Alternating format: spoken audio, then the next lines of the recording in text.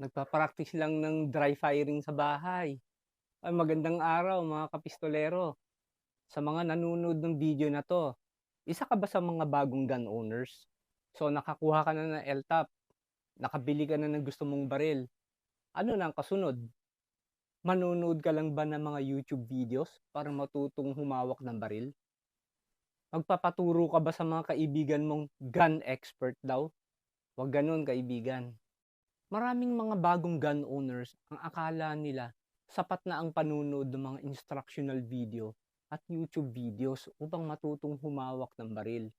Pero pagpunta naman nila ng range at nag-actual firing na sila, boom, ang resulta, sablay at palpak. So tanong ng iba, ano naman ang mapapala ko sa pagsali sa mga gun clubs? Gastos lang yun. Ganyan din naman yung mga napapanood ko sa YouTube. Pare-pareho lang kung ano ginagawa nila. Sa aking kaibigan ko, magaling bumaril yun. Parang nga si Leon Guerrero yun. At saka sa YouTube videos, napapanood ko si Chris Costa. At saka si Instructor Zero. Yun, ginagaya ko yun. Pwede na yun. Pero kaibigan, huwag ganyan. Mas maganda talaga pag ang magtuturo sa'yo ay mga gun instructors para matuto talaga tayo sa tamang paghawak at paano bumaril. Sa video na to ay pag-uusapan natin ang kahalagahan ng pagsali sa mga gun clubs upang matuto po tayo sa tamang paghawak ng baril. Pero pagkatapos ng intro na to.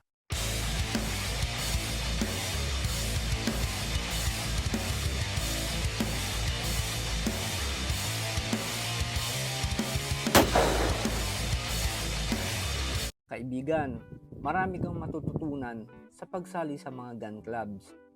Una, you will learn the proper way to handle and shoot a gun. Hindi lang basta putok ka lang ng putok.